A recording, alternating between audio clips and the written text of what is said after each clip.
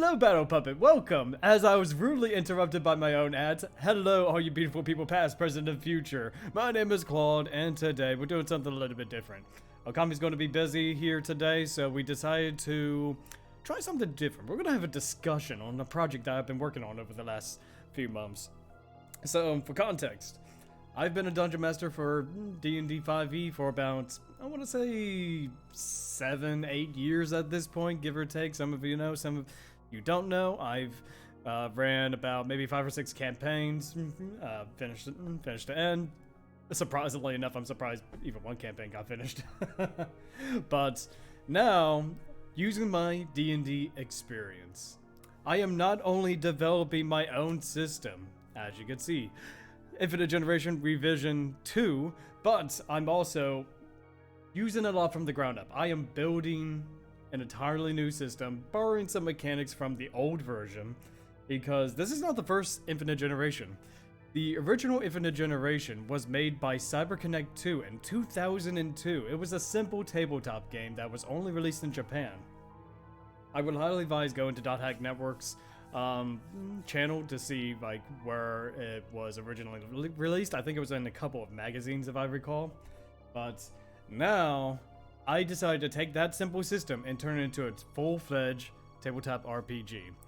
And we're going to start with the actual character creation tool, which I'm calling the Character Assisting Notebook and Resource Directed, otherwise known as Canard. For some of you may or may not know, Canard is actually a name of a guild in .hack GU for people who are starting their adventures in the world. What better acronym than to put for this?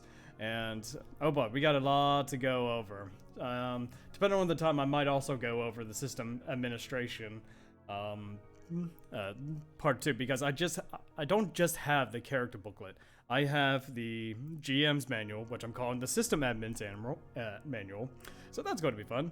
I also have like the monster stat blocks. Now that's still a little bit in development. I'm still working out all the stats and everything, but so far in my testing it has been working out very well. And based off the feedback I've had over the several games that I've been working with this, it has gone from, yeah, it's simple and kind of repetitive to its own fully fledged thing. So over the course of this venture, we're going to be going over things like the races, the classes, the rolling for stats, skills and spells, the level up process. Here you go, I'm trying to scroll down just a little bit. Here you go. Also things like, you know, how the dice system works in this game, along with, you know, the talents, which are essentially extensions of your character. No pun intended, but there's also a small section that says job extension. That's going to be fun. I'm going to get to that as we're doing the level up section. And the X form, you'll just have to wait and see what happens. We also got things like friendship and morale, like anytime you roll the same number as someone, you get morale points and you can develop relationships, you know, with special perks in mind. And the combat rules is pretty simple from my playtesting. It's mostly just you roll a die, you get to activate a skill, great. Roll the damage, that's it. Like for the most part. There are some additional things every now and then with this. And much like all tabletop games, you know, in the modern day, you have to have your social checks. You gotta make sure that you are, like, capable of doing things in the world outside of combat. Are you persuasive? Are you knowledgeable? Do you even like kicking things? Yes, kicking is an actual stat in this game. So, that's interesting to know. We also got things like awakening to use your morale, you know, to work with your party to do one big attack or one big round of damage. Like, honestly, this is a combat-focused system, I've noticed, but it kind of fits, given GU is kind of a combat-focused game in a little bit sense. I mean, fantastic story in GU, but yeah, we're not talking about GU. So let's go ahead and start with the actual races. We've got player characters. There you go. These are the races that you're going to choose at the start of the game. We've got quite a few options. We first have, of course, the humans, the blands. We all know what a human is. If you don't know what a human is, why are you even here? Hello, are you an alien? Well, I would love you to tell me about space. But I assume that most of you watching right now are in fact humans. But according to the lore of the world, which I did pull a lot of the lore from the official sources, but what does what does Pot of Greed do? Well, Pot of Greed is a trap card that allows you to draw one card. I'm pretty sure that's what that does, Battle Puppet. I mean, all you Pokemon fans, correct me wrong. You know, if I'm wrong about Pot of Greed's effect. Yes, humans are an ancient race said to be the true descendant of elves. That's right. Every single one of you have elven heritage. Congratulations. Yeah. Many humans have the tendency to look down on the beast tribe because of their primitive way of thinking and technology. The animosity between the two races has caused a strife in the past. All humans have very average abilities, parameters, and are capable of doing just about anything. They are highly adaptable and are able to handle all kinds of obstacles to them.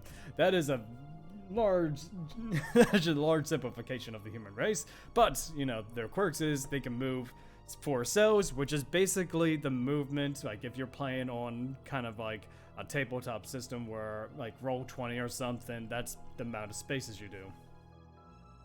Oh man, wish I could join in. Anyway, how's it going? Oh, I'm doing well, Doctor. How about yourself? I'm a little bit tired. I just woke up a half hour ago. It's been a long day.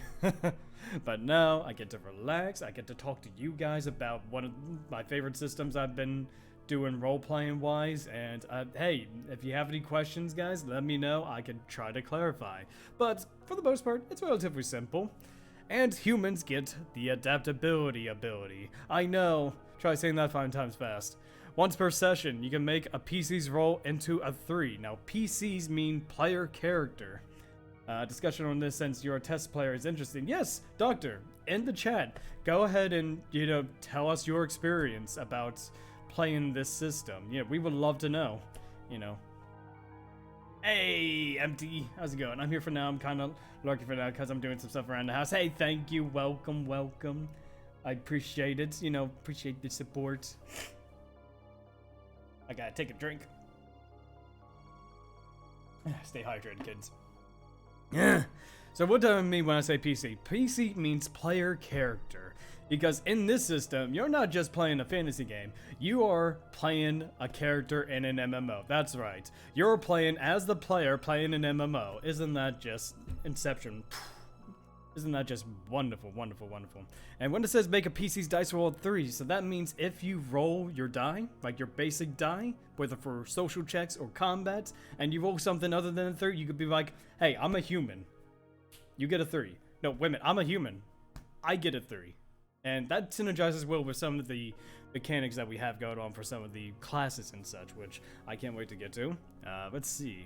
Let's go with the other races. Now, granted, I don't have visuals for everything just yet, because I'm still working on the layout and everything, so excuse if it just looks pretty basic like me. Excuse me. Doctor, my test player, is saying, it's been really fun. I've been testing mostly the combat aspect of the game. It's definitely faster than D&D combat, and you roll big damage numbers. It very much feels like a game from a console turned into a tabletop. And it's very fun that you say that, Doctor, because I've been playing a little bit through GU just to collect some footage for GUA, and I think the combats in both the video game and this are about the same length, which is very surprising, if anything, because depending on the enemy, it can go from just maybe about a minute or 2 to as long as maybe about 5 minutes, depending on the boss. But that's, whereas D&D combat, it can usually go on for like a half hour to 40 minutes. This system really cuts the time of combat and just makes it more dynamic for the players, I feel. And I see that Doctor agrees with me. And why do I have to get sick in the middle of a stream? Anyway, we also got the various beast races. Oh, thank you. I'm gonna hydrate. Thank you. Thank you, Empty. Appreciate it. Yeah. So now we got the beasts. There are 3 types of beasts. Beasts are a race of creatures with the body of a human and the head and tail of an animal. They have high value on the technology and culture from ancient times and tend to resist innovation. As a result, steam technology has yet to spread in their cities. Beasts are separated into 3 tribes and have different tribes. Yeah, you get 3 different tribes. Please be drinking enough fluids while you're talking so much. Yes, I am. I've got myself a huge glass of water. I'll be good. Even with the air conditioning, it's actually pretty hot in here. I don't know why. But yes, I am here. Sorry, I probably yelled too loud. Anywho, yes, beasts are separated into 3 tribes that are differentiated by their appearances and abilities. Although beasts possess amazing abilities and skills in some areas, they are often extremely vulnerable in others. They pose fierce, united fronts with their tribe to overcome their vulnerabilities. And for this, you get to select one of 3 tribes. The first one being the Yod tribe. They are these big, burly beast men and women, just kind of like, they're just huge. The beasts of the Yod tribe have fairly large bodies. Although they have bodies of steel that are capable of resisting physical damage, they have limited understanding of magic and are very vulnerable to magic attacks. So, they get a base movement of 3, which is pretty respectable, a little less than a human, but you know what, they're gonna be tanking the damage. Difficulty is not much. The combat itself is simple yet interesting. You just roll a d6 and multiply that by your attack stats. There's already no such thing as a miss unless the damage is lower than your physical defense or magical defense. I'm going to have to correct you there, Doctor. There actually is a miss in this game. If you roll a 1, that is considered a miss. And that's really the only time. It's not like in D&D where you have a margin for error. Maybe you're fighting someone with a high... Oh, no, you're fine. It just never really came up for your game because in your case, we'll get to your subclass here in a bit, but you could just re-roll your die and you have not missed yet with your subclass. So it actually works out that you don't know because you've never actually experienced it. Because it's only that 1 in 6 chance at the moment. We'll see what happens, but don't the numbers kind of correlate with what skill you use that turn? Yes, exactly. So when we get to the skills section, it's basically that you have your die. Let's just say a d6 for right now. Outside of the 1, you have 5 slots to put skills in. And in combat, all you have to do is roll your die. And if you land on a number with a skill in it, you get to use that skill. It's pretty simple once you get the hang of it. I know I'm wording it kind of weird, but it's like you roll, do you get the skill? Great, you get to use the skill. Playing Yod Tribe is fun. Playing the 9-foot-tall red Oni is fun. Oh, absolutely. I am playing around with the lore a little bit for player customization. Because, well, I mean, I want my players to, like, have that sense of creativity. I love the ideas that they've shared, and I've even implemented new lore for the system, which is awesome to say the least. So, the ability of the Yod Tribe, the ability of Doctor's character is Endurance. Once per session, they can reduce all physical damage made against them by 20, but increase the damage they take from magical attacks by 20 until the end of combat. So there's a risk involved. Do you want to take reduced physical damage in exchange for magical, or do you want to hold off on that at the right moments? Because those defenses can just stack up really, really high. I honestly forgot this ability. Well, now you won't forget because, oh boy, you're already a walking tank. Just imagine, like, activating this ability at the right moment. But you gotta be careful. Magic users will be looking at you being like, I'm gonna go ahead and cast my magics. That could have helped a lot. It could have, yes, but there is that trade-off. So best be careful about that. And then we got the Lay and 2 tribes. Da-da-da. Here we go. Oh, let me scroll down just a little bit more. There we go. The Lay tribe.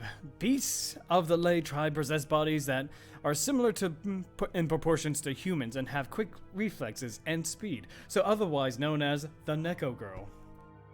Worse, I mean equal tribes. No, they're not worse. Look at this. I mean, you're saying this is worse? I mean, the 2 tribe has a similar ability, only with magic. Come on. Look, don't make me throw a magic user at you. I will throw one at you.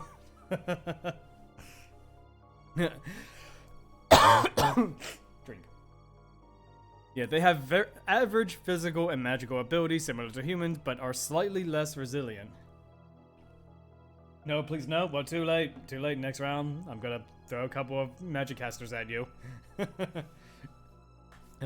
They have the highest movement so far of all the races with 5 cells. That is pretty fast. Humans have a speed of 4, so having one of 5, you could just zip around the battlefield, make for good monks. Because we'll get to the tribal grapplers, you know, here in a bit and how they function. But their ability is Risky Strike.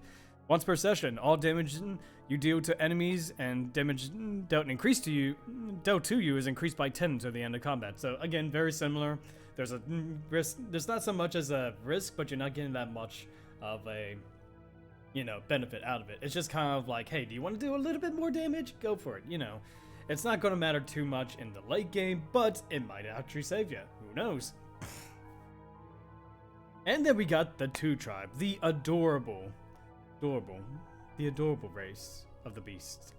Beasts of the 2 tribe are smaller than others. They have highly sensitive and possess great magical abilities and wisdom. But the bodies are much more fragile, and they pose almost no resistance to physical attack, which is why their arcane wisdom allows them to reduce magical damage in exchange for taking more physical damage. So there's that balance there. Do you want to play a beast race that is able to take more physical defense or like more magical? And so far, the beast race have become probably the most powerful of the bunch, just reducing damage early game. Fantastic. Not so much late game, as a lot of abilities can just really stack up the damage. I mean, Doctor can tell you, right? For a level 2 character, he was able to get up to 200 plus damage. You know, granted that would be cut in half because he was in the arena, but still 200 plus damage for a level 2. Imagine that. In D&D, you have to wait till maybe level 20 to achieve similar feats. Highest 256, yes. In this game, you get to feel powerful at early levels. And it sticks with you throughout the entire thing because it's all about the multiplier. And that could be a little confusing for most. You will need a calculator for this game, I will say. You'll definitely need a calculator. And then, new to the World R2, we've got the Grunty race. Now, Grunties have always been a thing in Dot Hack, and especially in GU, but they weren't a playable race in the context of the actual games. Now, they actually are. Grunties are famous for their triangular hats and distinctive speech. Are Grunties still Warsteeds? No. No. We missed the Warsteed Grunties? No. No, we don't. I mean, yeah, they were interesting, but I like these Grunties better. I mean, look at them. Look at their funny hats. You can't tell me that's not adorable. I really do love the alternate artwork for this. Like, just like they look vastly different than the end game models, but it's just adorable nonetheless. Grunties are famous for their triangular hats and distinctive speech. They are cursed by the Sol, the god of creation, and return into Puchipongo and become beasts of burden for humans. However, they assumed their original form when humans defeated the gods. They are often entrusted to managerial positions of important facilities and secretaries. Excuse me. Sorry about that. And secretaries to VIPs due to their peaceful nature and excellent communication abilities. Which is why we have probably one of my favorite skills, Luck of the Grunty. Once per session, you can reroll any die from any PC, and they must take the new result. So, did your buddy miss? You could be like, Luck of the Grunty!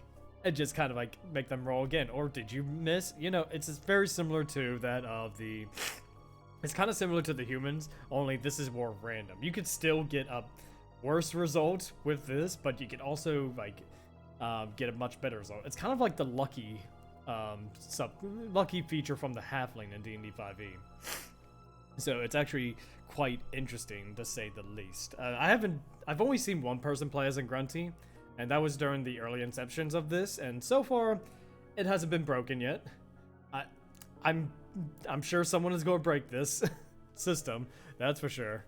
So now let's go to the Vital Vistas. Yes, the Vital Vistas are another one of the new classes in this tabletop RPG. Again, in the World R2, they're not a playable race, they're mostly NPCs. Vital Vistas are dolls made by humans. They are powered by steam with varying degrees of consciousness and intelligence. They have featureless faces and are shorter and rounder than humans in stature. I've already technically broken it. Not really. I mean, it is working as intended, but you also gotta consider there, buddy. I have yet to throw out the optimized builds against you guys. So, be prepared for that. The first round was just easy. The second and third might not be so much. And a little bit of a lore change with this. We have a player right now in testing. They are a Vital Vista, but they wanted to look more human. So, in the context of this race as well, I might have to put it in later, but they can also be visually any race that we have listed before, but they'll have more mechanical designs to them. It's kind of like you're imitating the other races, but not exactly. And this is the only race that actually gives you a base stat increase. Where if they're steam power armor, they can't move very fast. They can only move two spots at any given turn, but they have higher HP and higher physical defense. And honestly, those stats really can come in handy, let me tell you that. Now, we've got the classes. Now, sadly, I don't have visuals updated for this yet, but I will go over each class, like what they are, like how they function. Excuse me. So, after you choose a race, you choose a class. There are now 12 classes in this, and 12? Aren't there 11 classes in GU? Yes, but there's an entirely new class with new lore that I've added for this system especially. And honestly, I'm actually looking forward to going through that. So, yeah, I know it says 11 there. I'm going to have to change it now because I forgot to change the number. It should say 12 available classes. A player can choose players can choose the same class card. Each class comes with stat bonuses that you could apply when rolling for stats. See the stats section, which we will, as well as the starting skill, which I'll get to the skills here in a bit. So, Twin Blade. Twin Blades are the all-arounder. Do you want to focus on magic? There you go. You got a little bit of magic. Do you want to focus on physical stuff? You can go do that as well. They're kind of an all-arounder. They do everything, essentially. They are the kind of class that if you're not sure what to choose, this would be the one to do it. You know, especially with some of their subclasses where it involves either, rolling the basic attack or maybe even, I'm trying to think of the other one. Or perhaps you want to focus more on stealing items. They are the stereotypical thief class, as it were. Only instead of daggers, they wield short swords. I believe they are. I could be wrong, someone could correct me. But their starting skill is Gale Blade. Their weapon type is dual swords, because who doesn't like to swing two swords at once, Of course, their weapon attack is physical. Their armor type is light armor because they need to, do the rogue stuff, as it were. And this is the only class that does not have a negative modifier to it. They get +1 to HP, SP, physical attack, physical defense, magic attack, and magic defense. So if you're not sure what to play as, you're not sure which route you want to go, Twin Blade is the one for you. And then we got the tribal Galapala. No, the tribal grappler. They are your typical monks. They are the ones that punch first, ask questions later, and they're all about movement and high damage. They're not going to be doing much magical damage, and, well, they're not going to be taking much damage either, but they have a lot of skills that do a lot of hits, which the class I almost went for. Yeah, I mean, who doesn't like to punch things to death,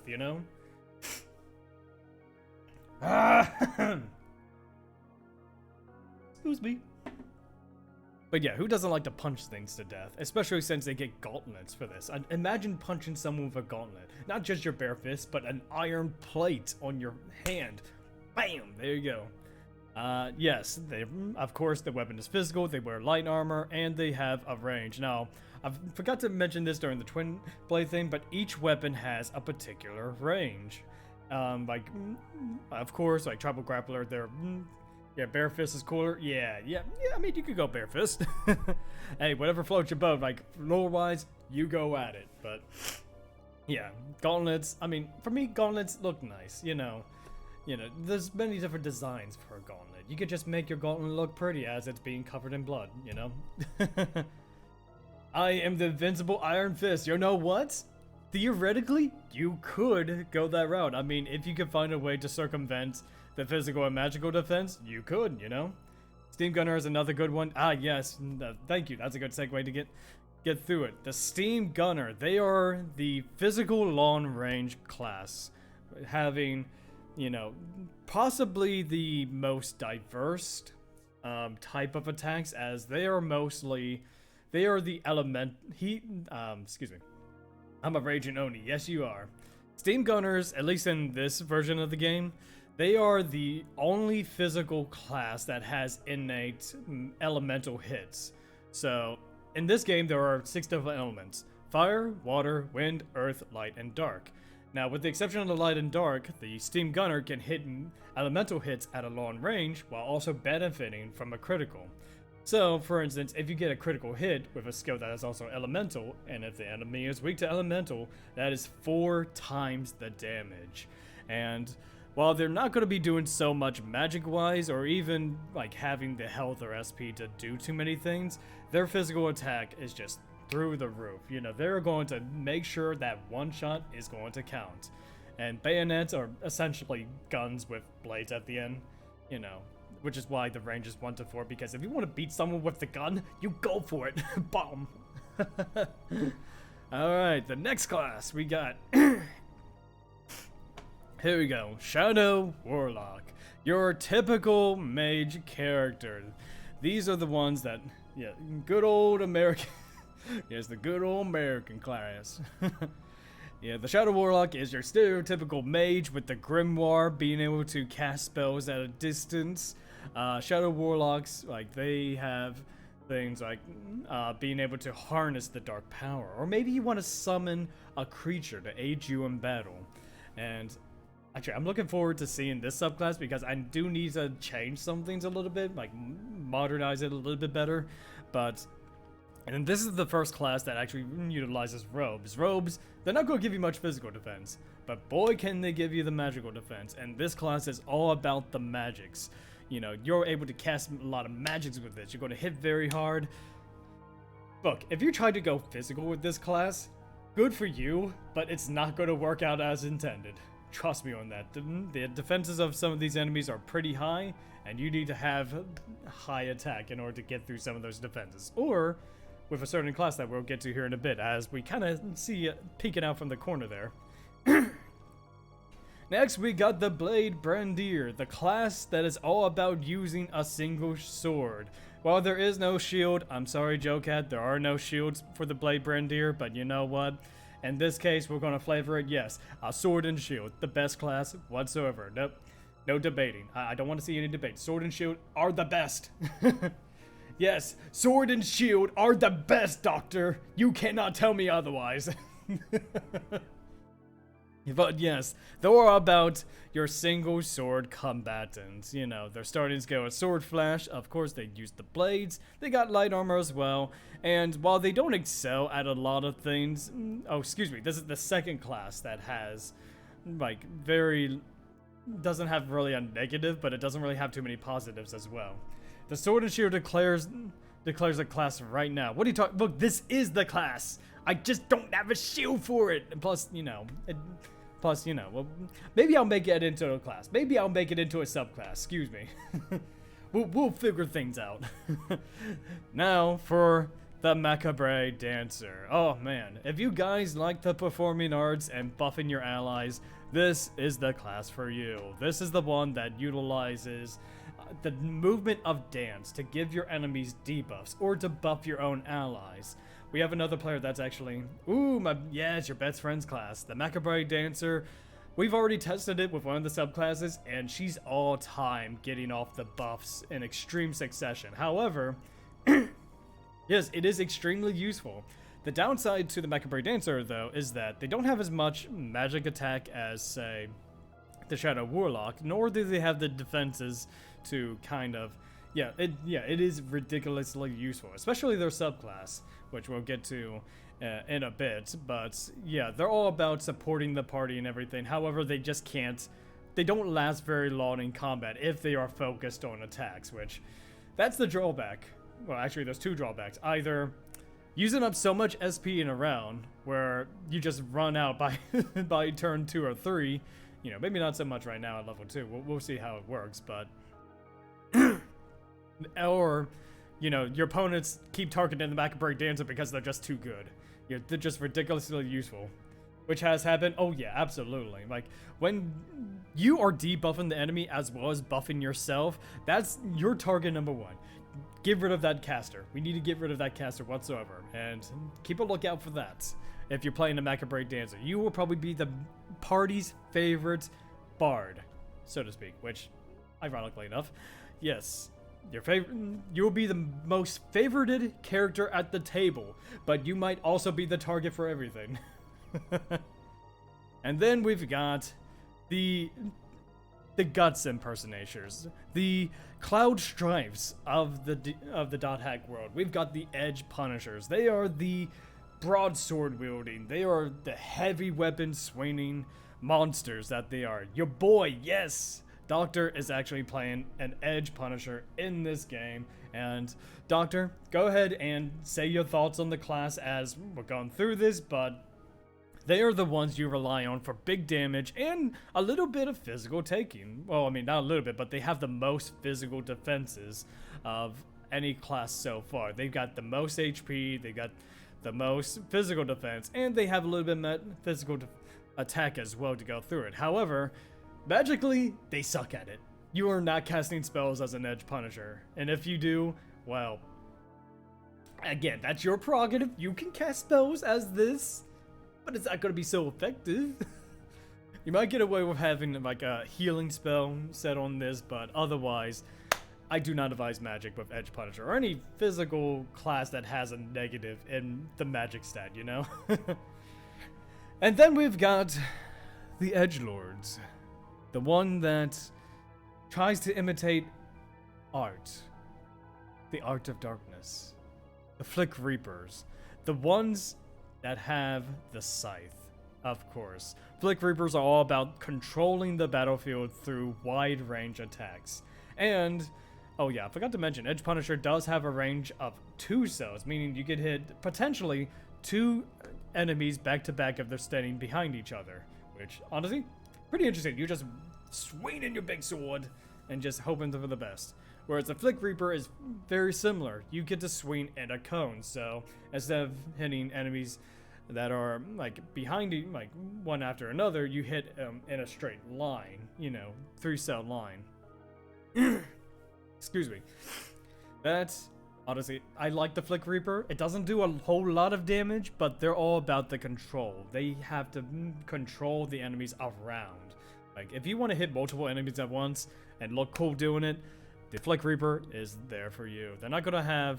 Okay, I keep saying that these classes don't have any negatives, but I've noticed that 3 classes so far don't have a negative stat. But that's okay, that's fine. They don't need to have, like, the best, you know, stats imaginable. The Edge Punisher is the big boy damage and tank in terms of physical stuff, as well as chunk health. The only drawback is your magic attack and magic defense suck. My magic attack stat is 0 and my magic defense is 1. You won't be doing any cool spells or supporting the party, but dang, you and you're going to be the most terrifying damage dealer in the party. Absolutely. The other thing about Edge Punishers is that they have very limited SP pool, so you gotta balance things. Do you keep using your skills for that big damage right away, or do you save it for the right moment? Food for thought. Ba-da-da-da. Claude can support this. Yes, I can support this. And oh boy, it's already proven effective, that's for sure. But then again, your physical attack right now is like a times 13 multiplier. So that's reason enough to understand. Okay. And now we've got your typical healer, the Harvest Cleric. The ones that you cannot survive the world without. Everyone needs a healer. Everyone needs someone to take care of them when they do something stupid. What a better way to have it than with a Harvest Cleric. They are all about the healing. They're all about supporting the party, you know, through their various curative spells and everything. Excuse me. And then you got staves as a weapon type. They could do magical stuff, of course, and you're not going to be defending them a lot. Thank you. Thank you. I don't know what is up to my voice today, but I'm gonna figure it out. Yeah, I'm gonna... Excuse me. Anyway, they're not going to be very defensive. They only have a +1 to their defenses, and they're wearing robes, so you gotta watch out for physical attacks when it comes to this. But boy, can they keep you alive. You know, don't piss off the cleric. Otherwise, you're not gonna have a good time. In the arena, we went to watch as basically PvP. I did 120 damage. That's already halved because in the arena, all damage is halved. I keep hearing throat clears, and I don't know. I have to help you out. Thank you very much for helping me out. What can I say except you're welcome? No, thank you. Never piss off the cleric in any game. That's usually how it works. Exactly. But you know there's going to be people out there battle that is just like, you know what? I could do this myself. I don't need help. I can just go and do this. But no, you know, when they turn into a ghost, you'll be like, huh, who said to go into battle? Should I help you out now? Maybe I should just go back to the root town. And then we've got the Lord Partisan. And honestly, if you like drills, if you like lances with drills on it, then you're going to love this. I've also defended my Macabre Dancer many times. Absolutely. You have defended the Macabre Dancer.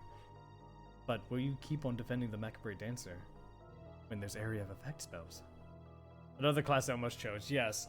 Lord Partisans are the second best physical characters because they have the highest physical attack among them. I know dang well you will. Yes, you will. Again, much like the Edge Punishers, they're not going to be doing a lot of magical damage or magical defense. Heck, I think their magical attack and defense is even worse. However, they have, unlike the Edge Punisher, they actually have SP reserves, which means they can do more attacks at longer ranges. Because, and Lord Partisans can also target aerial enemies with their skills and deal more damage as a result. So that's another thing about this. In this system, there are different types of enemies. There's armored enemies and flying enemies. Certain classes, like the Edge Punisher, have skills to get through armored enemies, whereas Lord Partisans have skills that utilize against flying enemies. And some of these effects, like being able to dodge attacks more often or being able to half all damage, you're going to need one of these classes to get through their defenses. Otherwise, you're going to have a hard time. No pun intended. And then we got a new class that is unique to the World R2 and IGR2, the Chakra Machinist. Yes, I am proud of this one in particular because this is the class in the lore of the world that I've written. They are the ones that have made the steam technology, like the different mechanics. They've made the steam bike. They have made the different technological advances in Makanu. These are the ones that you rely on if you want proper gear or if you want a mechanical buddy. You know, they also have a chakram as their weapon. They have heavy armor, and they can attack up to 2 cells from self, meaning like one ally, or not one ally, no, don't attack your allies. So they could target one enemy that is within 2 cells of them. They toss their chakram, and their chakram is the source of the steam. Like they have a crystal in the center of the chakram that fuels their magic and as well as their physical attacks. And while they're not going to be defending as often, look, they have a -2 health and -2 SP reserve. However, everything else is pretty decent. Decently high physical, decently high magic. Yes, essentially the Artificer class, only I like this one better, because you can either get a mechanical buddy, or you can get an actual blacksmith for the alchemy section, which I can't wait to get to that. And then we got the unique class. You can see that I have nothing here for the Adept Rogue. Well, that's because they have a unique specialization to them. Adept Rogues are eventually capable of equipping various weapons and use various magics. However, each weapon must be learned separately and require items, but the training will eventually pay off by making them highly adaptable in any situation. This is the multi-class class. If you can't decide what class you want to play, you can select... Excuse me. You can go ahead and select various classes to choose from that over your course of your adventure, from levels 1 to 10, you get to unlock skills from those other classes. And to an extent, you might also learn various abilities that they learn, but you cannot learn everything that the class has to offer, so they are limited as to what they can do. However, for balancing reasons, much like how in the games, at the time of creation, the user picks 2 to 3 classes using a point-buy system, which restricts certain unbalanced combinations, such as a Shadow Warlock and Harvest Cleric. The Adept Rogue starts out the game with their first chosen class and must unlock the remainder through job extension. Every class in this game has a job extension, but this is the class that highly relies on it, because you can have your first class be a Harvest Cleric and then go into Twin Blade for some damage, or you might want to stock up on all these damage dealing effects. Maybe you want to go with a Tribal Grappler that can also use let's just say I'm going to use Twin Blade again, like Tribal Grappler with Twin Blade and Edge Punisher weapons, There's so much to go off of here. And for balancing purposes, of course, the magic classes, they have to have the highest value. You can't stack 2 or 3 magic classes. I think that'll be too broken. You also got like the middle of the roads, like the Flick Reaper, Lord Partisan. They're 2 points because they're not entirely broken, but it can get out of hand with certain combinations. And then you've got the basic martials. While proven to be strong, it's probably better that they are at 1 point, for a reason that we'll get into. Now, you won't be able to choose a subclass for these particular classes. The Adept Rogue gets their own subclasses, as we'll get to.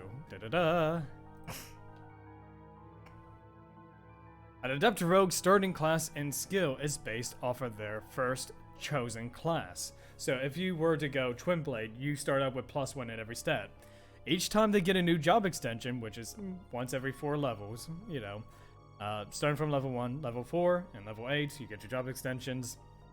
They can get a bonus to their stat based off of their next class they have selected, as well as the starting skill associated with that class. So let's just say a level 5 Adept Rogue, Twin Blade Flick Reaper, would have the available skills: Gale Blade, Sparrow Counter, Sword Dance, and Tri-Strike, which is pretty much the same progression as if you were to choose Twin Blade. However, your only skills for the Flick Reaper at this time would only be Wicked Strike and Heavenly Wheel. If you did not choose a third class, when you get the job extension at level, I know this is level 7. Actually, is it level 7? I'm going to have to look over my thing again. It's either 7 or 8. But once you get the other job extension at level 7, you get to choose which job extension bonus you want between either your primary or secondary. Job extensions are I see it right now, Doctor. Yes, it's big number. It's big number that says 7 right there. I'm just blind. So once you get your job extension, if you did not choose a third class, you get to choose what specialization from the previous job extension choices to choose from, which can come in handy. And yet another one at 14. Well, there's not a level 14. There is only a max of 10 levels in this game. Are the X forms or 5th forms possible? Yes. The X form is the level 10. No, wait, I can't remember the other. other one. Don't worry, we'll get to it here in a bit. But yes, the X forms are a part of this system. They are. Yeah, you got confused with D&D. Yeah, just a little bit, but it's all right. Man, I really need to get some tissues or something here a little bit. All right. But yes, the X forms are a part of this system. They are the pinnacle. They are the legendary class changes. While I don't have much for them yet, they are extensions of the character that goes beyond the system. And I haven't really balanced it out for the X forms yet. I'm only have enemies up to level 6. So with our playtest, we're gonna have to see how it works. But I think I'm really liking the new, because every class has an X form as well. I'm looking forward to that. But before we even get to it, we need to finish off the Adept Rogue, because the Adept Rogue has a lot of specification, specified, whatever you want to call it. I'm dumb. The armor class for the Adept Rogue is determined by the armor types that are chosen upon selecting a class. So if you chose, say, the Harvest Cleric and the Twin Blade, you'll have access to both light armor and robes for your armor. Can't wait for my X form as an Edge Punisher. Yes, I can't wait for it too. For example, a Harvest Cleric Edge Punisher can wear both robe and heavy armor equipment. And having that versatility can come in handy, because do you want to focus more on magic defense or physical defense as an Adept Rogue? So, food for thought. And then this is just an example of how the stats would look like. If, assuming that every, we took the standard, 4 with each stat, this is what it would look like for a Twin Blade Flick Reaper. Not too bad, middle of the road, but you got your choices and such. And now, let's get for rolling for stats. After you selected a class, you roll 66. This is your level 1. This is what you start out with. Each die can be placed in one of 6 different core stats. HP, self-explanatory. This is what's keeping you alive. High HP means more survivability. Let's see. Your starting HP will be the number that you roll times 10. So let's just say if you, I got the example here. So if you got a 4 for your number, and then, let's just say +1 from your Twin Blade times 10, your starting HP will be 50. Excuse me. And then SP, special points. This is the things you use to use skills and spells. You need to have SP if you ever want to do any sort of skill and spell. Hey, kudos to the people who want to focus on just basic attacks. Good for you, but it's probably not going to work out for you. But I do have options for you, as we'll get to. Physical attack, self-explanatory, unga bunga, bonk. This is your physical stats. Physical defense. Now, defense works differently in this game than it does in, say, D&D. Basically, the amount of physical damage that is reduced when attacked. So, if an enemy does a physical attack against you, it will be their damage minus your physical defense. And that can really come in handy. It's a lot better than just, at least in my mind, than having armor class where there's a percentage chance that you just don't hit at all. And I don't know, I kind of like the idea of the simplicity of just mitigating damage, People like to see high numbers just be dropped down to substantial results, just being hey, this enemy dealt 100 damage. No, they didn't. I have 50 armor, It's simple but effective. Yes, it is simple but effective, and it makes the players feel like their choices mattered in terms of defense. And same with magic attack and magic defense. Same thing, it's just magic, If you don't know what magic is, well, watch The Gathering. Yes, Magic the Gathering on Netflix. No, not really, there's no Netflix show from what I understand. Water. Alright, now we got to the skills and spells. So, we have this system called the Dynamic Die System. In general, skills are physical assaults that have a wide range of powers, such as increasing damage or bringing about status of. I might have. Yeah, I think. Okay, yeah, I think I got it right. Thank you. Hydrate. Yes, such as increasing damage or bringing about physical ailments, which, you know, I'm still working on new skills for the system that will utilize status effects. And spells or magical attacks that have an elemental basis and deliver additional damage to an enemy group, heal a party member, or impose status conditions. As a player's class level rises, they will have access to additional skills or spells. Each class gains a new spell or skill as they level up. Yeah, so some classes get more skills early on, and some classes have to wait a little bit longer before their next skill is available. You can also assign a skill or spell to a number on the die when you are not in combat. When you roll that number during combat, you may use a basic attack, which is just rolling the die and then multiplying by your attack stat. Macabray Danger gets a bunch of skills. Oh yeah, definitely. Especially for one of their subclasses, they do. So for example, say this Twin Blade has 3 different skills. They've got the Ref spell, the Gale Blade spell, and the Sparrow Counter. You assign those 3 skills to any one of those numbers, 2 through 6, and then that way, when you roll the die, if you roll that number, hey, you get to activate the skill, you know, and then do the attack then. Or, if you don't want to take the rolling option, there is in addition to skills on a specific number on the die, yeah, that multiply attack stat goes crazy. Like, oh, absolutely. Just imagine, like, higher levels. It's going to get so insane. In addition to skills on a specific number on the die, you also have access to a skill trigger. You get to select any one skill or spell whose class level is no higher than half of your character level. I might change this later because, honestly, it's kind of an unnecessary restriction in my book. I might be overthinking this, but I'm probably going to remove that later. But basically, you get to select any one skill or spell and have that be whenever you go to roll your die. As long as you don't roll a 1, you can cast that spell in your skill trigger slot.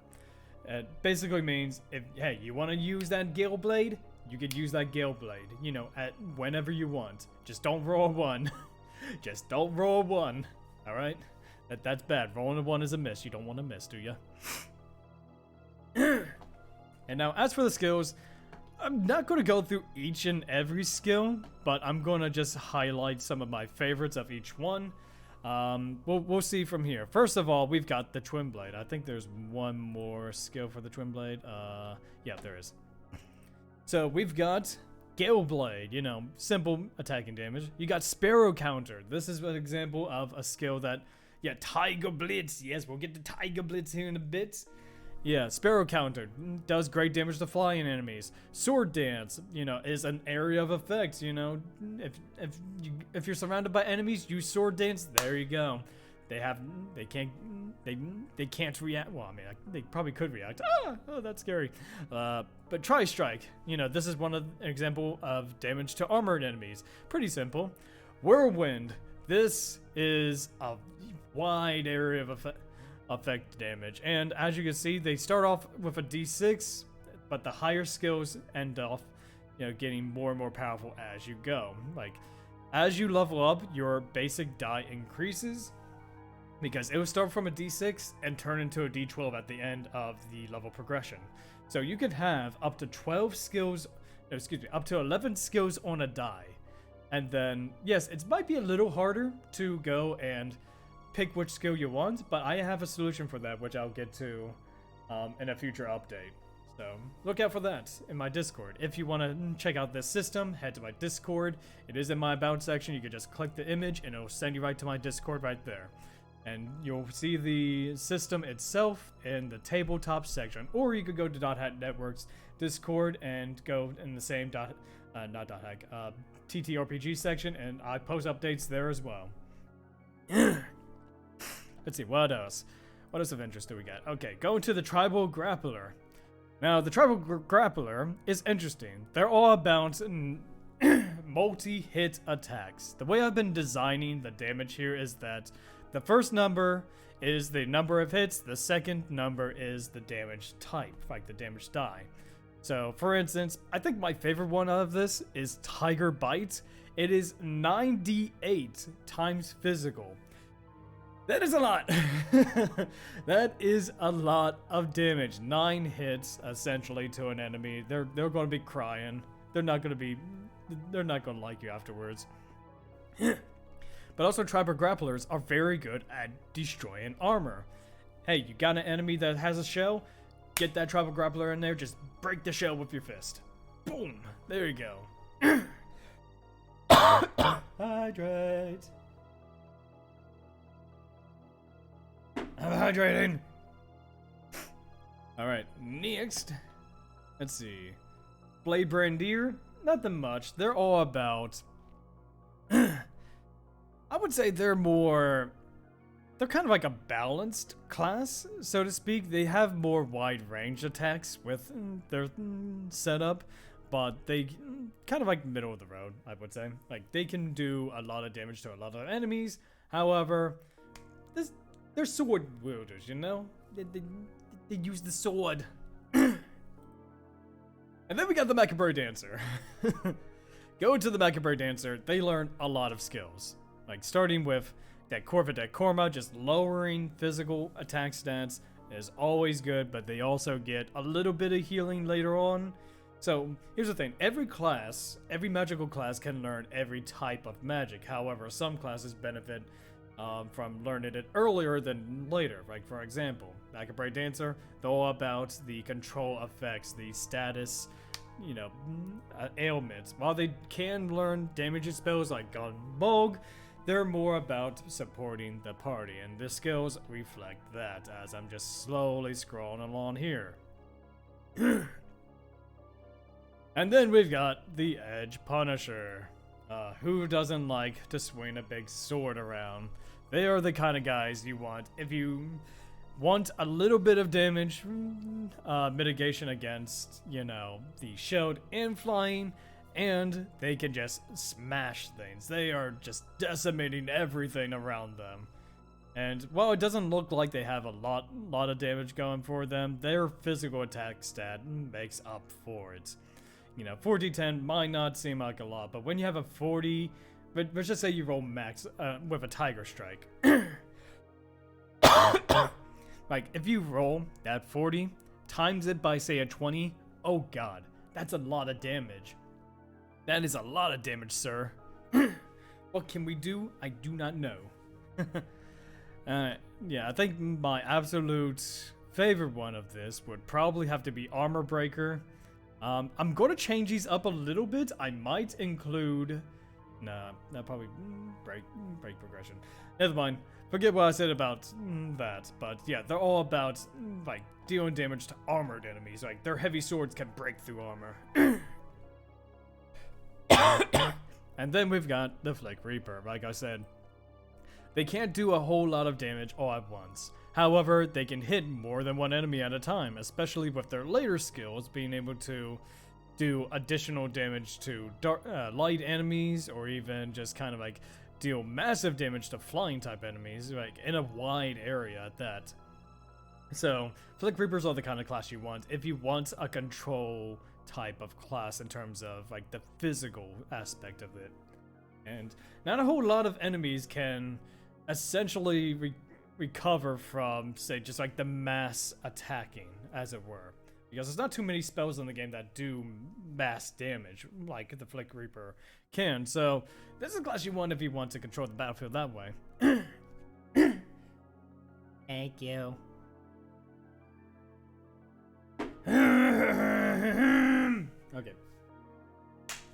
Okay, I'm good. Continuing on. Alright, next we got the Harvest Cleric. You know what healing is. They heal the best. This is the only class where you can heal everyone so good. Like, you can even heal a mass area. Why wouldn't you want to heal your friends? Like, a massive amount, Like, if you're not having a Harvest Cleric in your party, you're missing out. Like, don't sleep on the Harvest Cleric, Just because they heal doesn't mean they don't do good numbers. Plus, they can I think they're the only class that can inherently learn a revival spell. being able to revive your allies without, you know, using an item, of course. They are the ones that you want. You want the Harvest Cleric. Don't deny the Harvest Cleric. The Lord Partisans. These are the kind of guys that you want if you want to fight against flying type enemies. They have a lot of skills here that can deal extra damage to flying types. And, you know, later on, they do additional damage to both flying and armor. Okay, it's an ad break. For those who are subbed, I shall be right back. I'm gonna... Let's see, actually, I'm gonna go ahead and do...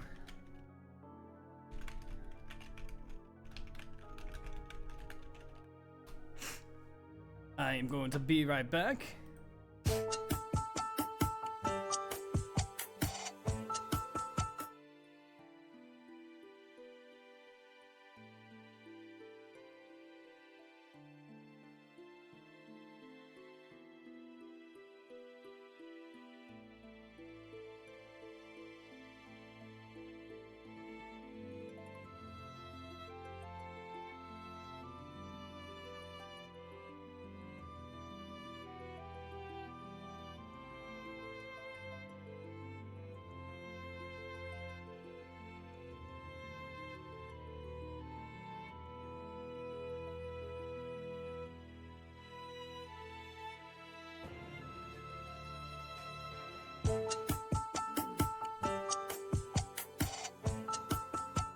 Yes, the be right back screen is dope. Empty Milkies, yes. And that is an old back BRB screen. I haven't used that in a hot minute. I also got some tissue paper so that way I could be very professional and blow my sickly nose into it. This is what you guys want to see, you know, just me being sick. Alright. So, where was I? Yes, Lord Partisan. Is there Faru Cruise being a spell? Not yet. Those higher spells sadly did not make it in this version. Maybe if I increase the level cap they will, but as it is right now, nah, they're not in the game, sadly. I have not seen it. Then again, I hardly get a chance to sit down at this time. That is fair. That is fair, you know? And hey, you get to take a look at everything, you know, empty. You get to take a look at all of this. You got plenty of choices now, and honestly, we definitely need, if you ever do decide to do another game of IGR2, we definitely need to update your character, because some new things have been added. So pretty simple with Shadow Warlock. They're the damage dealers. They do elemental damage. They do big number, you know, big burn number. You know, they got Oru Cruz, they got Or Zanram. Yeah, they're pretty self-explanatory. The Steam Gunner. This is the class that you want to do physical elemental damage with. Like I said, when we went over the Steam Gunner, not only can they do critical attacks called Rangekis, but they can also apply double damage with elemental skills. So what this means is, say that you use, let's do Thunderspark against a Earth type enemy. I think in this version, Earth is the weaker element. If you decide to use Thunderspark on an Earth enemy, not only will it be doing elemental double damage. Oh yeah, I'll probably make a different character entirely with all this new stuff. Oh, absolutely. There's plenty to choose from. Oops, I hit my microphone. There's plenty to choose from now. But say you rolled a critical, that's already double damage. But if the enemy is elemental weak, that is 4 times the damage. And if you have like a lot of enemies weak to that area of effect, that damage is going to stack up, especially at the lighter levels for this, where yes, you might look at Dust Bowl and like 3d 10 times physical damage. That's not a lot, but it deals an additional 5d10 for each enemy hit with the skill. That includes the one that you hit. So the base attack for this is going to be 8d10 damage times your physical attack. And if they're weak to Earth, then that's already 2 times the damage. So you're going to be just one-shotting a lot of enemies later on in higher levels. It gets insane. And then we've got my newest class that I've added to the World Art 2, the Chakra Machinist. They do a little bit of everything. They do a little bit of damage dealing, they do a little bit of healing, they can also apply an element to your ally. You know, let me just go over them real quick. Blade Burst, simple damage dealing, you know, area effect around an enemy. Pretty simple. Steam Cleanse, every friend within 2 cells of yourself restores. This is one of the few skills that actually has a plus to it. So 2d6 plus magic attack. So say if you got plus 10, you say you got 10 magic attack. The average for this roll, I would say you will be restored 18 hit points. That doesn't seem like a lot, but this lasts for 3 turns. You get a regen effect for 3 turns, and it can really come in handy when you're being restored for 48, you know, total damage, which doesn't seem like a whole lot, but it does help in the long run.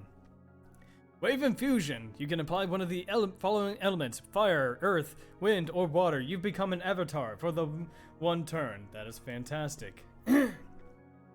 Delta Attack. You get to select an element of fire, water, or wind, your choice, and deal physical or magical attack. This is a very good clarification, because if you want to go with a particular route, if you want to go full magic, you have that choice with Delta Attack. If you want to go full physical, you can go down that route too with this. This is probably going to be the most versatile skill we have here, and it deals additional damage to earth, light, or dark element enemies, which that's pretty much half the enemies in the game, I would say, not including the non-elemental ones. So it is the versatile skill. You also got Wall of Steel, being able to raise party members' physical and magical defense. You know, for it, that's awesome in its own right. And the Netherite Blast, you know, kind of stole the name from Baldur's Gate 3. You know I love you, Larian. Every enemy within a 3-cell cone, it blows them up with an explosion, and it lowers attack by 5 for 3 turns. Now, this does stack with Decor, I believe it's called, where it lowers physical attack, because this is a different attack reduction. So if you could stack those up, boy, you're going to be in for a good time, because the enemy's not going to be able to hit your physical attackers all that hard. Excuse me, that's for sure. Let's see, what else we got here? Leveling up. Much like in the GU games, after each battle, players gain experience point. Every monster a party meets has an XP value based on their level, and is done to encourage players to win battles against the monsters. After each combat, a party member will gain the same amount of experience, so don't worry about splitting experience. Everyone gets the same amount of experience. The group will level up once they've hit 1,000 experience. Now that's the same for level 1, that's the same for level 9. If you hit 1,000 experience, boom, you level up. Pretty simple. You don't have to worry about like the high experience numbers that D&D has. I think it's like at some point like up to 100,000 experience, which, you know, higher numbers on that seem nice, but keeping track of 100,000 experience can be a little bit daunting. So I'm really glad that I kept the 1,000 XP threshold. It's a lot simpler to remember. It's a smaller number, sort of. So hopefully people agree with me. But if you receive only half the amount of experience if your level is higher than that of an enemy. So if you're a level 10 party versus a level 1 monster, you're only going to get half the experience from that. It might be worth it, it might not, but I would not recommend that. Also, each time a player levels up, their total HP and SP grow, but the base stat, either HP or SP, plus a d6 result times 5. So you're automatically going to be growing your HP and SP naturally. If you bump up either one of the two stats, you're going to be taking more damage, you're going to be using more skills. Who doesn't like to use skills? We love to use skills in any sort of game that we play. And also, much like I always said here, let's see, those d6 become a d8 at level 3, a d10 at level 6, and a d12 at level 9. So, as I have the graphics here, at levels 3, 6, and 9, your base die is going to increase from a d6 to a d8 to a d10 and to a d12 to top it off. Not only will you be able to use more skills, but your HP is going to get bumped up so high. I bumped up my health, so let me tell you, it makes a world of difference. Absolutely. Just imagine rolling a d12. Excuse me. Imagine rolling a d12 times your HP stat. You're going to be having so much HP from that, because the average die roll of a d12, I want to say, is a 7 if I remember correctly. So a 7 times, say, 10, that's 70 or no, not times 10, times 5.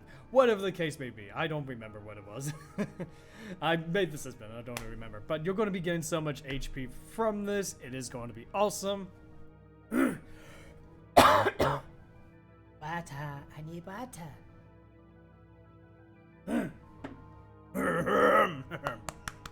Yes. And now for the level progression. Now there's only 10 levels in this system versus, say, that of D&D, but it's fine. It might not have a lot of levels, but it has a lot of quirks to this. And this is going to get updated real soon, and I'll fill in the gaps as I go along. Role and specialty. Roles are essentially who you are in the world. Do you like to collect items? Do you like to be a player killer? Do you like to just be altruistic? I don't know. But this is just going to define your character within the role. And a specialty is essentially your subclass. Every class gets 1 of 2, and in the Death Rogue's case, 3 subclasses that they can choose from, which are called also called paths. The path of, etc., etc. So you get that at level 1 immediately. Your subclass is chosen from the time you create your character, and you get to see from beginning to end how it progresses. Stats increase and talents. Now, stat increase is the same. I did rip that from D&D, so it's basically +2 in one stats, or +1 into 2 separate stats. Same thing, pretty simple. You bump those numbers up, we like that. And a talent. This is the feat system for this game. You get to select one of, I think, 14 different feats, or talents in this game. Path of Berserker over here, and you get to see how powerful it is. Oh yeah, I'm looking forward to showing you guys how powerful it is. Excuse me. Yes, basically a talent is just extra features to add to your character, like being able to roll better social skill checks, or perhaps you want to increase your stats even higher than before, be better than ever. You know, if you get that, you get that. And then you've got, you know, of course, specialty feature, the die increase, and job extensions. Now, you don't immediately get your level 4 abilities upon reaching level 4. You need to take a specialty class designed by your DM called Job Extension. You complete the quest and you'll get yourself not just a cosmetic look, you know, I'm sure your DM will be like, hey, you know, you get so-and-so. But you also get a new ability for your job extension. And also, it doesn't say here, but I'm also adding alongside the job extensions, you get an accessory unlock. So typically, early levels, you only get 1 accessory slot. By level 7, you get to have up to 3 accessories you get to equip. And the customization between that is just night and day. Because do you want to have like tons of resistances, or do you want to just boost up your damage even more? You've got those options. But keep in mind, if you can do it, so can the other players, you know, quote unquote. And that's going to be an interesting thing to see. Like, imagine a actual PvP between 2 different tables. Oh god, I can't wait to see that. If this system ever catches on. Let's see what else we got here. The X form. This is the pinnacle. We've learned that last one the hard way. Oh yeah. Like, just between levels 1 through 4 is night and day. Like, you really need to be careful about picking fights with higher level characters, that's for sure. Hydrate! Yes, I shall hydrate.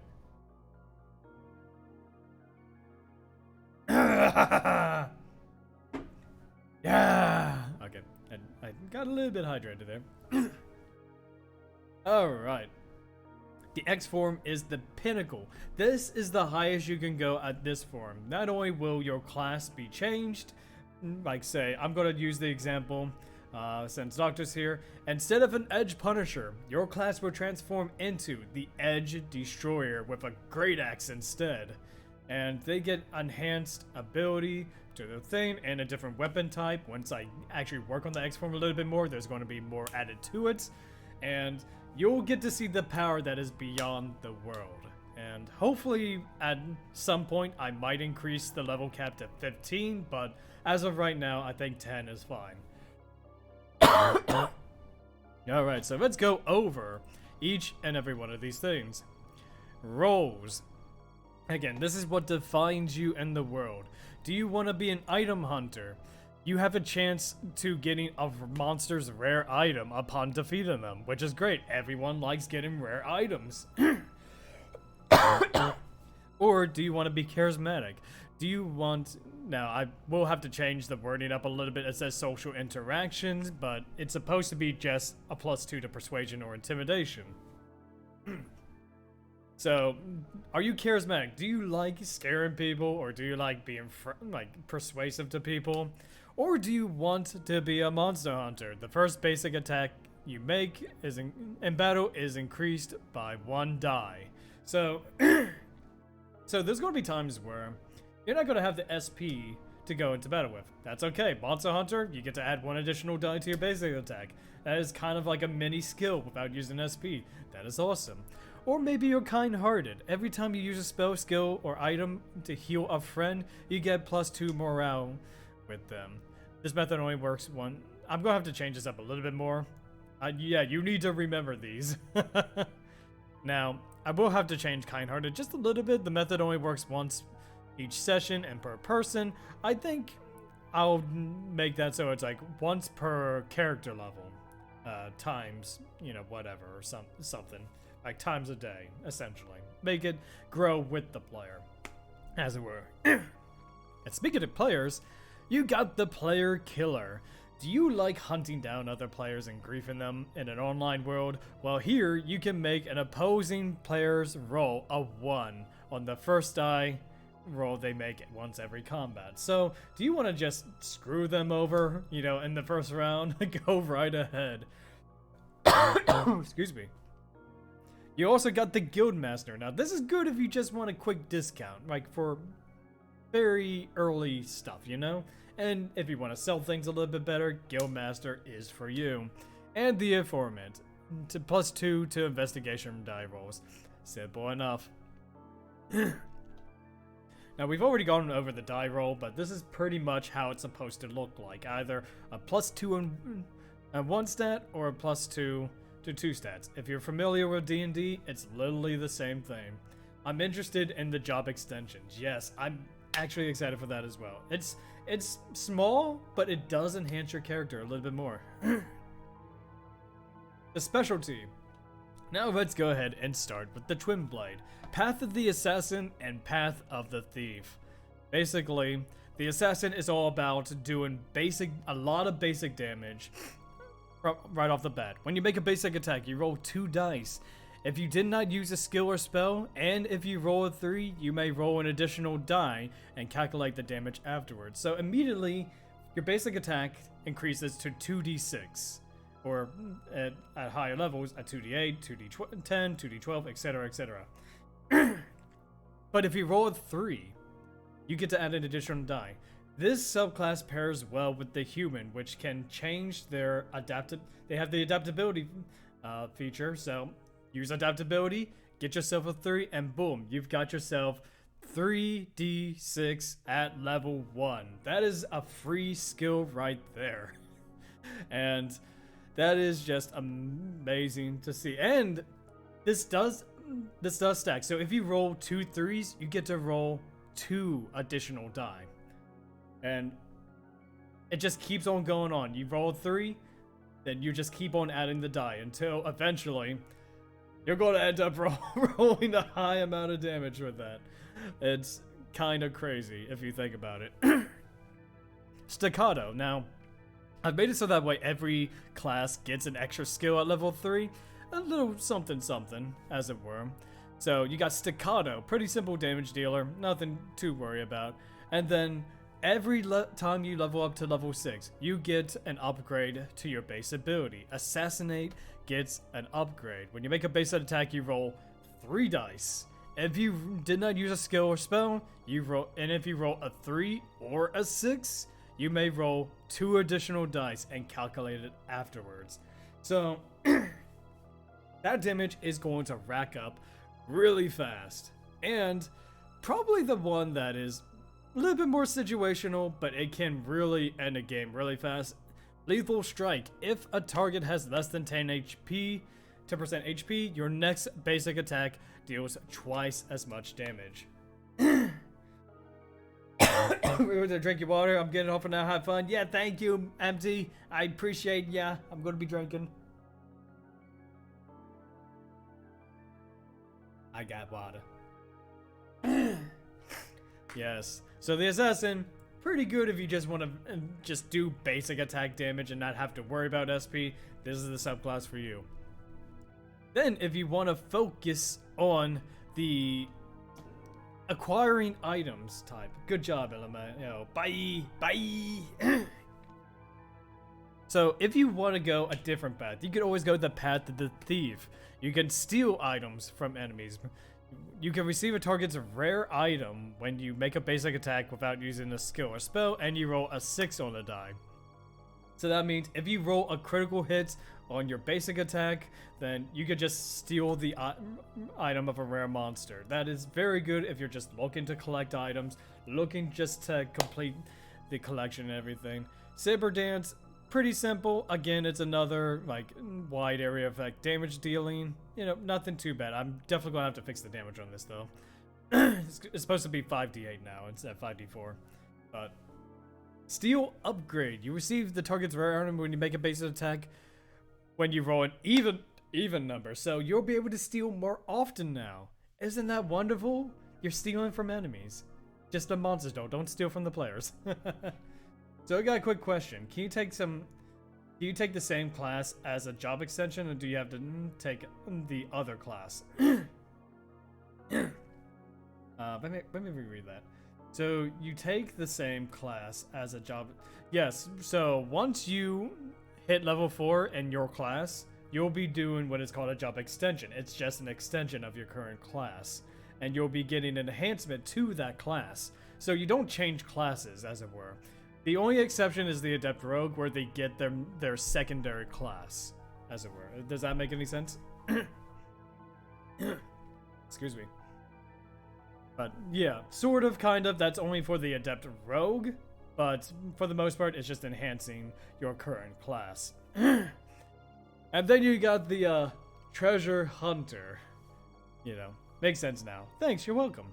Treasure Hunter. After a battle, you roll your die, and if you roll a 2, 4, or an 8 on the die, you receive a rare item from each slain enemy. If you have the Item Hunter roll an even number on the die, you receive a rare item from every enemy. So, okay.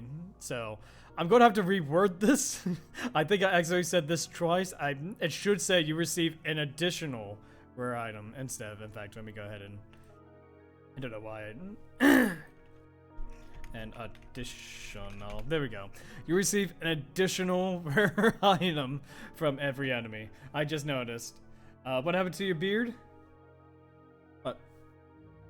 Oh no! My beard fell off! Oh man. What am I gonna do without my beard? Damn it, doctor. My beard fell off. What am I gonna do? Alright. Next we got the Blade Brandier paths. We got Path of the Guardian and Path of the Blade Master. Now, I'm going to have to rework this a little bit because some of the mechanics, especially for the Blade Master, don't work as intended. Yeah, rest in peace. Yeah, rest in peace the beard. But I would say I'm definitely gonna have to rework Blade Master just a little bit. I mean, I still like the idea, but I definitely need to change it up a bit. But Path of the Guardian, intervention. When a friend within one cell of you suffers damage, you could take the damage instead, and if you do, you take half the damage they would have taken. So they essentially act as your shield. You can block damage from your friend at half of the result. And in the arena, this is perfect if you want to keep your leader alive. That is great. Cross Slash, again, another damage dealing spell, but it deals 2d12 instead. That's a lot, but especially if you roll a high number, you know, Final Fantasy 7 reference, of course. Intervention Upgrade. When a friend within 2 cells suffers damage, you take the damage instead, and if you do, you take a fourth of the damage taken. So you're taking even less damage at level 6. And Repose. When you suffer damage from an enemy attack, you can perform a basic attack on that target. It can only be used once per round of combat. So every round of combat, you're defending your ally. You're doing basic attack damage every time you get hit, you know. You are just blocking damage and dealing damage back.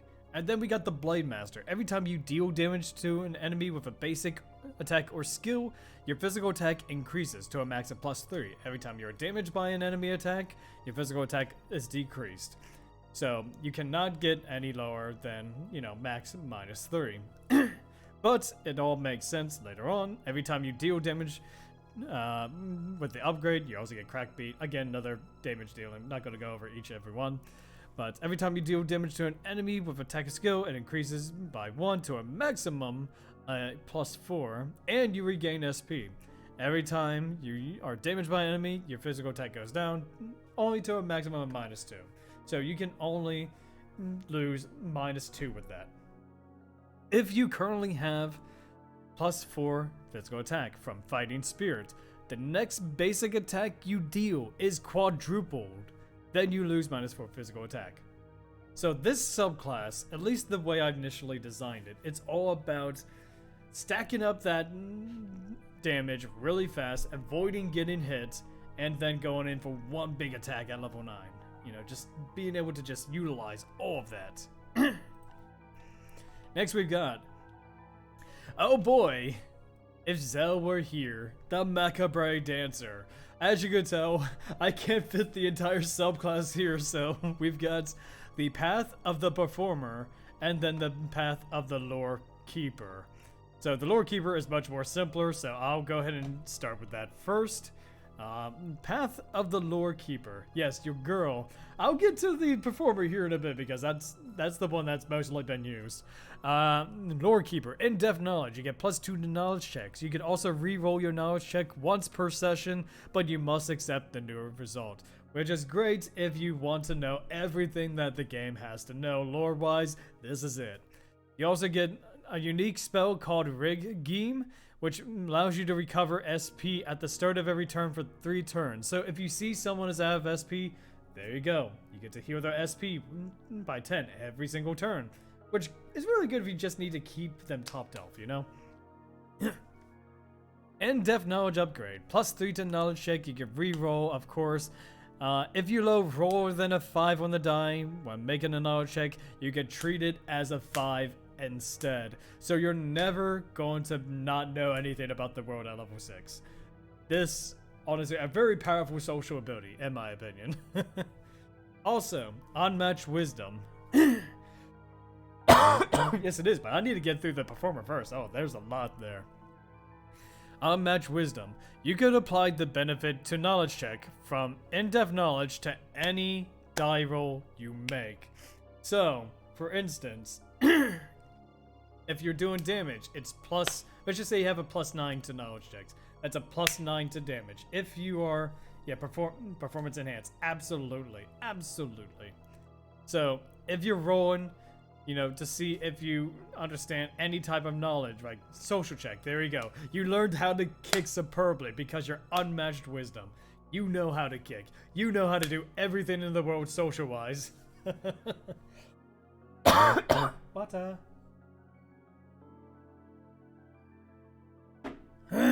Yes. Yes. Now we need to go up into the Path of the Performer. What can I say about this subclass? It's probably one of my favorite subclasses I've designed here. So performers get what's called swift step. They get the dance action and and 3 dance skills. Excuse me. Dance. You roll the dice. It is a treat. Yes, it is. Wow, I gotta. 1 second, guys.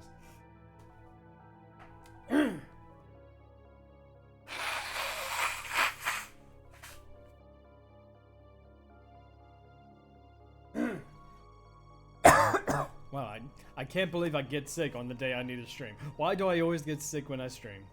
Why am I even... I was just thinking, why am I even wearing that? There's no music playing. Drink, drink, drink. Yes, I shall drink. I get big water. Alright. Anyway, now, for the swift step.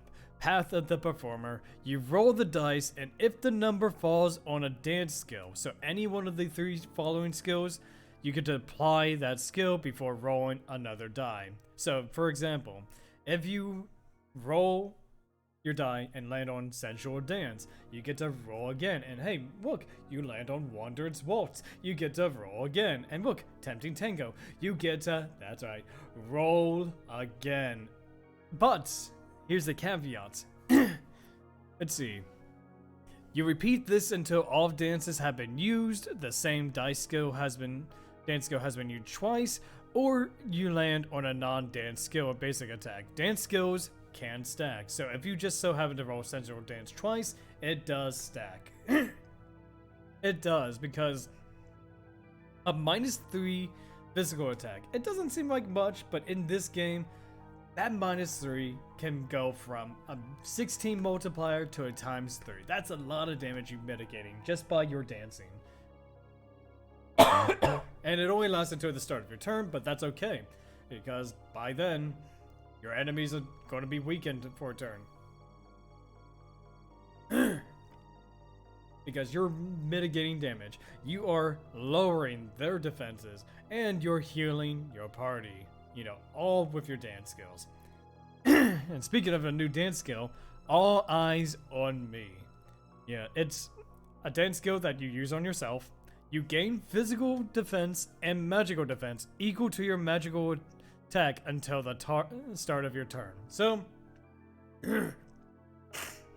if you have, say, 10 magical attack, you'll have a +10 to your physical and magical defense until the start of your next turn, which can really help. More defense is always nice. God damn it. A sickly claw today. Alright, and then we got a swift step upgrade. You get 3 more dance skills. You get to roll the dice, and if the number falls on a dance skill, same thing. Repeat until, you know, so on and so forth. You get 3 more skills. All friends gained. All friends gain physical and magical defense equal to your level ×10 until the start of your next turn. Yeah, I hope so too. I need to get better. Yeah, this is what happens every time I stream. Every time I stream, I just get sick. I don't know why. But anyway, all friends gain physical and magical defense equal to your level ×10 until the start of your next turn. So at this point, you're going to be giving your allies 60 physical and magical defense for the turn. That is amazing. That is a huge mitigation. Don't know how it is for this level. I'm still balancing things out, but the fact that you could just gain more defense, like if you roll that. But that's not all. Wait, there's more. You know, all friends gain 15 SP and HP. So again, more resource, more HP, more SP, more skills being used. Fantastic. And you've got one of the few attacking dancing moves. Dancer's Fury. It's a single attack, you know, 3d10 times magical, but you also get movement until the end of your next turn. So you are zip-zapping through the battlefield, dancing, slashing, buffing your party. It is the greatest show. And speaking of which, the greatest show. When you use a dance skill successfully 4 times in a row, you could spend half your current SP to utilize the unique dance skill, Epic ending. Epic ending. All existing buffs and debuffs are extended for an additional 3 turns. So, let's put this into perspective. At level 9,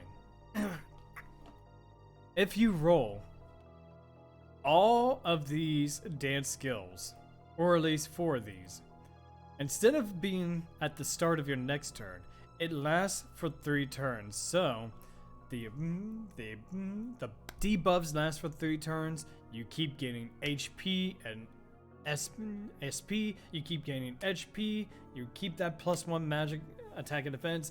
It is crazy. The Macabre Dancer is just so good.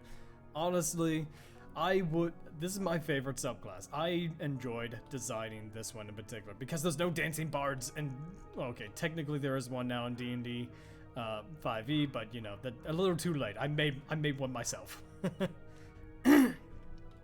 And then we got the Edge Punisher. And Doctor, you're the one who's tested out the Berserker more than anyone else so far. And you get to see what you can do throughout your progression. Reckless Attack. You can reroll any basic attack or skill damage you deliver to an enemy once every round of combat, but you must accept the new result.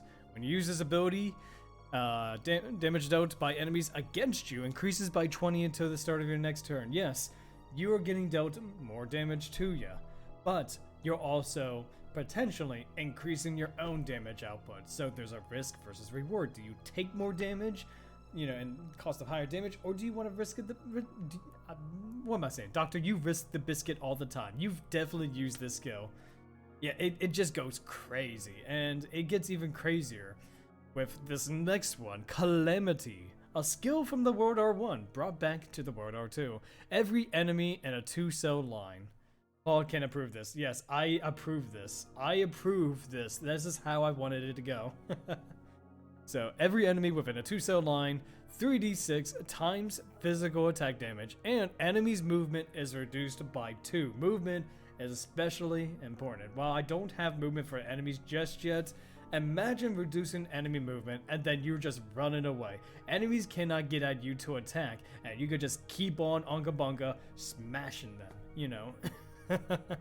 And then you got the Reckless Attack upgrade. Same thing, roll basic attack or skill damage, but you must accept a new result. The basic attack skill, let's see. When you deal basic attack or skill to an enemy, their physical defense is reduced by half until the start of your next turn. When you use this ability, the damage dealt by enemies increases by 40 until the start of your next turn. Yes, they can't get away. Their defenses are being crippled for a turn, and you're doing more damage. The Berserker is all about dealing damage at the risk of taking more damage, and especially if you're dealing with multiple enemies, that can still stack up. You know, just because you have high defense doesn't mean you're going to get away with it, but the Berserker is the way to go about, especially with their capstone ability, Last Stand. You can set your physical defense to 0 once per battle. Any basic attack damage you deliver to an enemy will be increased by the amount of physical defense lost via this feature. So say that you have 60 physical defense somehow through level 9. Your basic attack damage will be as follows. Say 1d12. Yeah, is it d12 at this point? Yes. 1d12 times your physical attack, let's just say times 20, plus 60. That is a lot of damage, especially with your capping it with your reckless attack. That is amazing, you know? I've taken on enemies and dealt so much damage, and I've taken so much damage. Yes, it is a risk versus reward.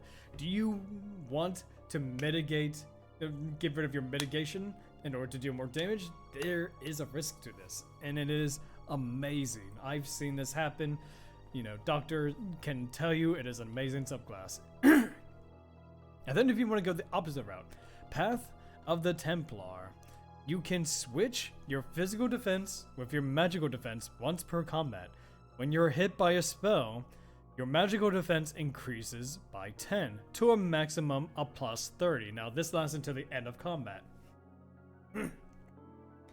Yes, it is crazy. It is superb, you know. Again, You'll have no defenses for your last stand. However, you're just doing so much damage. It is nuts. It is crazy, if I have to may say so. Path of the Templar, yes. They also got Gone Smash. Every enemy within 2 cells of yourself is an Earth Elemental attack damage. So this is best against Fire-type enemies, I believe. No, actually, or something like that. I'm gonna have to look over the Elemental resistance thing, but yes. But yes. Actually, wait a minute. Wind beats water, water beats fire, fire beats earth. Yeah, okay, excuse me. Earth beats wind. Excuse me. I don't know what I said earlier in the stream, but yes. Keep in mind, elemental types, this skill is very good against wind type enemies. You'll be golden. Arcane Ward gets an upgrade at level 6. You can switch your physical and magical defense one twice per battle. So if you're thinking, oh man, they got physical attacks now, you can just switch it out, you know? When you're hit by a spell, your magical defense increases by 15 to a maximum of plus 45. Again, it doesn't seem like much, but when you're having so much defenses, you're mitigating all that damage. You are essentially the tank of the party. You are mitigating your own damage. And you can adapt to the situation.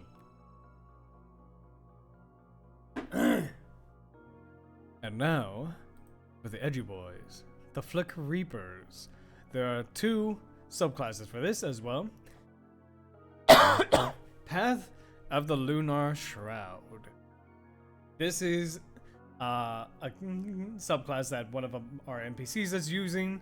So they have what is called the Lunar Phase. At the start of your turn, you could apply one of the Lunar Phase passives to your character. Each Lunar Phase can only be used once per battle. Story time. In a session with this system, we were in a boss fight that took us to the limit.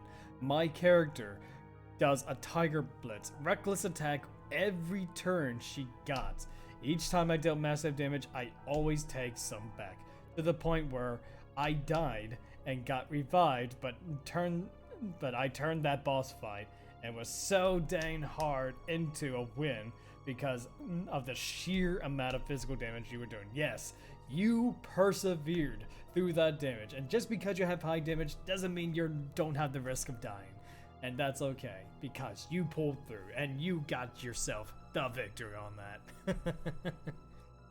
that. So, with each of the 4 phases, again, you can only use it once per combat. That is fine though, and lasts until the start of your next turn. Full Moon, you have the option of increasing or decreasing the next die roll by 1. That just means your next die roll. So if you roll a die, you roll a 5, oh man, I wish I got that critical. I move it to a 6 instead. Look at that! I got a Rengeki. I can do critical damage now. Fantastic. And it only costs 5 SP. Waxing Crescent. Your basic attack ranges to a 3-cell cone. That is a large amount. You can hit so many enemies with that. And then you've got the New Moon. Now, the New Moon makes it so that when enemy rolls a 4 or lower on the die against you, it will result in a miss.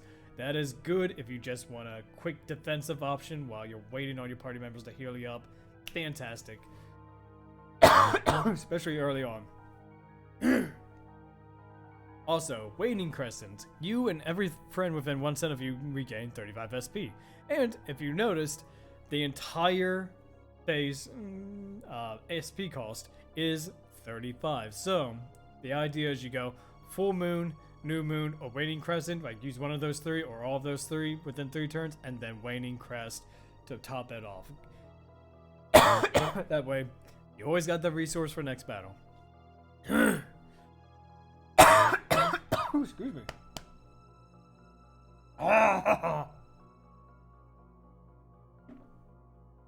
Alright.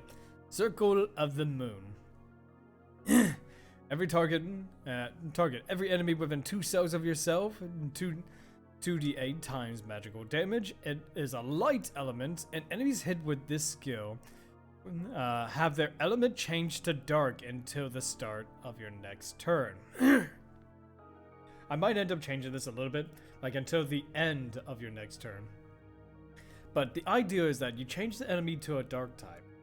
That means when you hit with this light skill, it does double damage to them. And if it's a Rangeki, like we said, that's 4 times the damage. That is awesome right there. Awesome sauce. Excuse me. Nope, not yet. Yeah, I might have to call the stream a little bit soon. We might have to do a part 2 on this because we're only like 28 pages. We are only 28 pages in this document, and it's not even halfway done. We've got 100+ pages to go through with this. So if you guys want to see more, you let me know in my Discord. We'll go through it, but I think we'll go through this in the Harvest Clerk, and then I'm going to call it the night. Then we got the Lunar Face upgrade. Okay, you now have the option of increasing or decreasing your die roll by 1 or 2. Fantastic. Basic attack range hasn't really changed, a whole lot. I don't think I changed that at all. Let's see. New Moon. If an enemy rolls a 7 or lower on an attack against you, it will result on a miss. And since at this point enemies will have a D10 on the roll, you're not going to get hit very often with this. And then we've got the level 9 skill, Light of the Moon Tree. At the start of your turn, you could use 2 lunar phases in a turn. Light and damage you receive is reduced by half, so you have resistance to light and dark damage, which is great. That's especially at these higher level when light and dark damage is is more common, I would say. And then we've got the Path of the Dreadlord, a very simple subclass, but one that is just as effective. Sinister Strike. The dark element is applied to your basic attacks. Basic attacks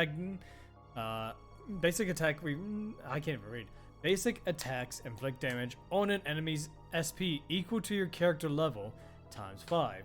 So, with each basic attack, you're draining SP from enemies. And especially in the arena where everyone's going to be using SP, just draining that SP from the enemy is fantastic.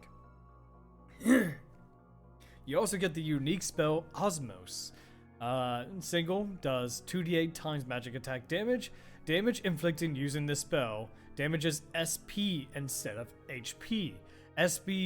Gain SP equal to half the damage you dealt. So, you're draining the SP of one enemy or player and then giving yourself SP at the cost of nothing. It is a dark element, so if you're fighting against light elements, you get to restore more of your SP, which means skills for later on, maybe more spells. It's fantastic. And then the Sinister Strike upgrade. Basic attacks inflict damage equal to your character's level times 10, and you regain SP. So you're never going to run out of SP with this subclass. You want SP? This is the class for you. You want to swing a scythe and be all brooding? There you go. And then we got the capstone, Blessing of Serenunos.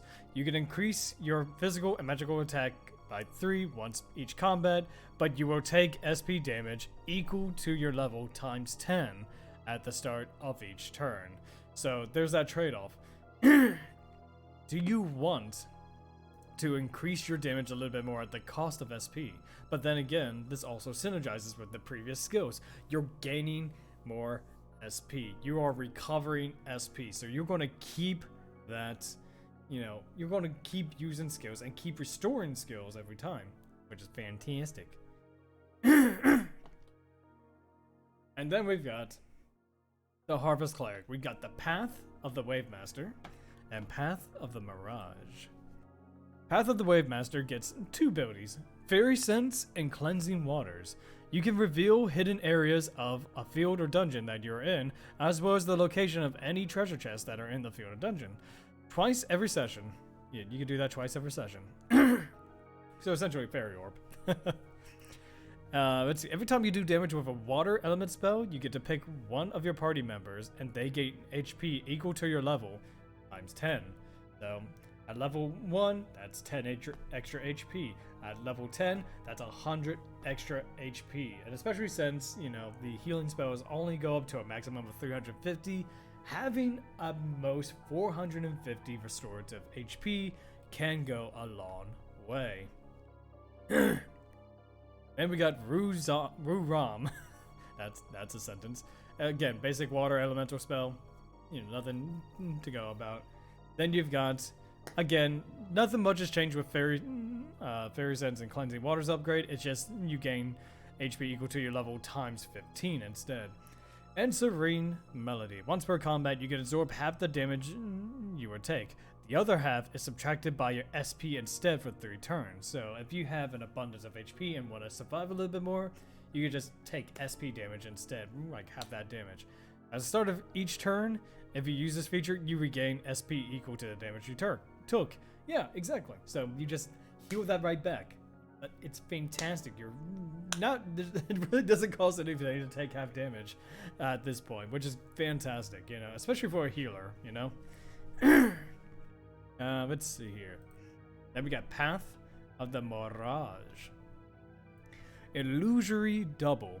When you're hit with an enemy attack, you can make that attack dice roll of 1, causing the attack to miss. If the attack fails as a result of this feature, you can move up to 2 cells away from the enemy. You can only use this feature twice per combat. So, if you're getting attacked as a Harvest Cleric, you could be like, no, I'm out of here. And just kind of like dash away, essentially. And just be like, nope, I'm not getting hit today. But you can only use that twice per combat. Until, go on.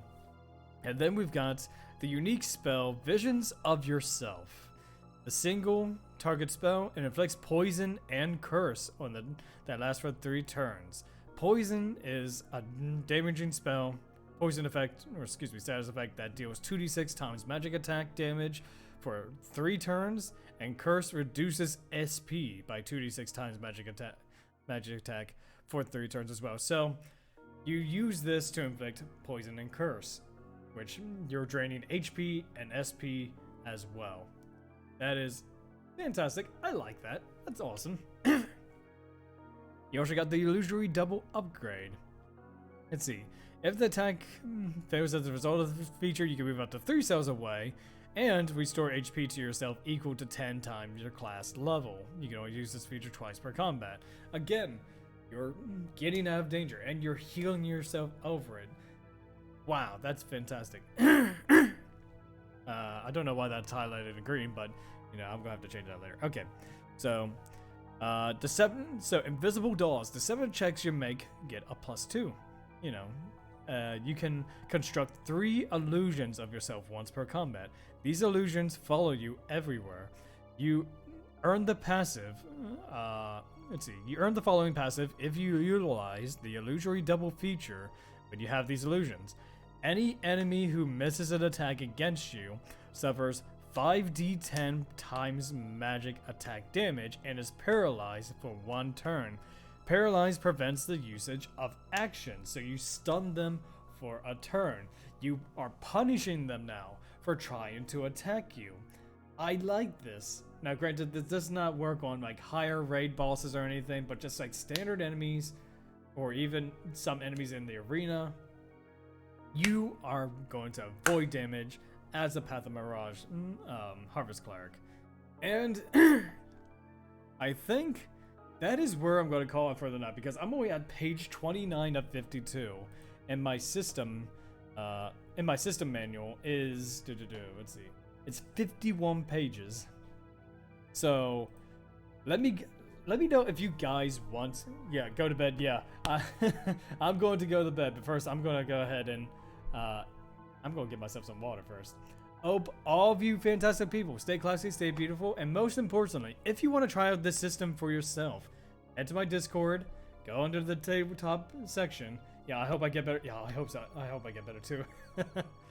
But yeah, if you want to try out this system, go to the Discord, go to the the TTRPG section. You can download it for free.